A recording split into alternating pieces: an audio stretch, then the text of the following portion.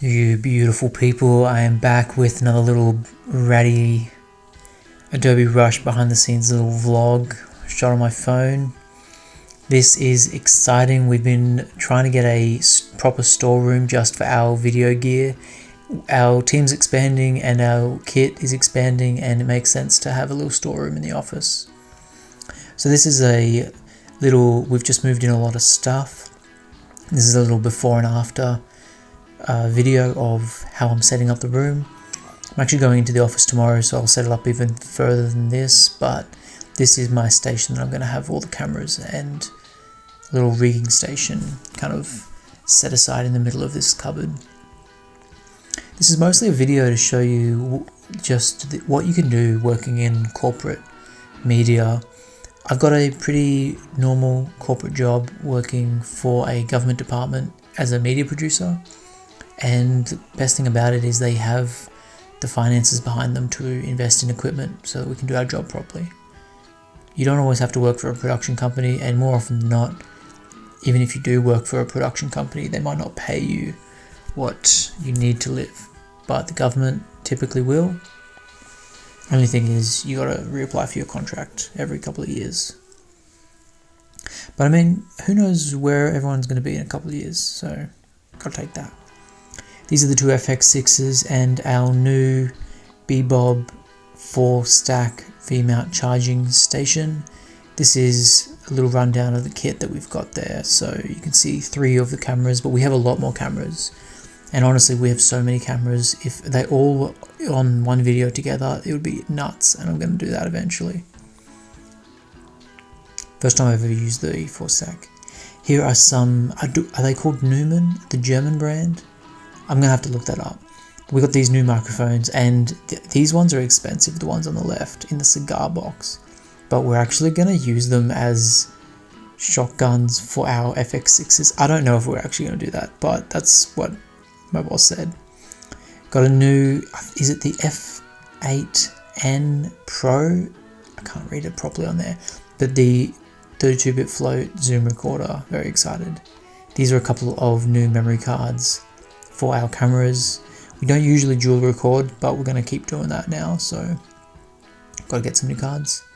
And a couple of new accessories, so we got a new trolley as well. Yeah, what do you think? Is working in corporate media a waste of time? Could I be working somewhere on more exciting projects? I don't know. This job gives me the ability to work on meaningful work with a team that supports me and a budget that lets me expand the equipment that I'm used to using. This next couple of sequences is an event that I attended tonight, and it was a event run by a local photography community called Australian Creative Collective something, and the ACC, and it's an event hosted by Lumix and Nanlight at a studio in Sydney.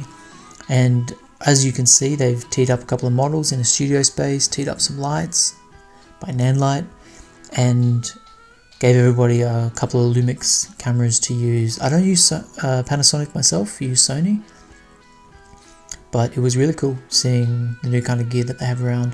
What really caught my eye was the compact Nanlight cameras, lighting, and this is a kit. I'm going to show this to my manager, because I think we'd be very excited about having a small kit. A couple people walking around with some really interesting cameras. This is a Hasselblad, and what's the other one there? Something. This is my friend had a Fujifilm something. I don't know.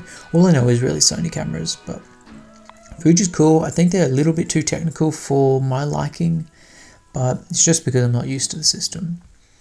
I actually later in this video will show you a couple of photos that I took myself with a friend's Fuji. I just put my memory card inside and just used it.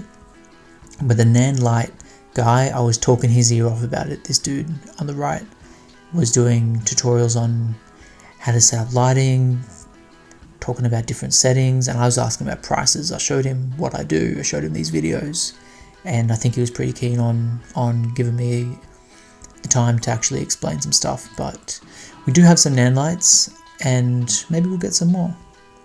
This is a little breakdown of the kit that they were bringing. So tons of cameras for all the photographers, heaps to use, different sizes, different ranges. I think Lumix is coming out with some new stuff pretty soon. So this is what I took photos of, just this dude, and this is kind of after a little bit of post-production, but I just want to show you the quality of the Lumix. I mean, this is going to be compressed to 1080, but check out this before and after. I feel like that almost looks like a bit of an album cover, but anyway, so a little bit orangey, and then I've just toned it up. I mean, who cares, but just testing some stuff out. And then I shot these ones in monochrome, so, and I went with a little bit of a purple one. I thought it kind of gave off like a bit of a Tupac album cover vibe, but who knows. And yeah, this dude was really cool. I didn't really love this lighting, but I mean, it wasn't my position to change up the lighting. I was just experimenting with the camera. But the next photo, you can check that out as well. And I also did purposely underexpose these ones.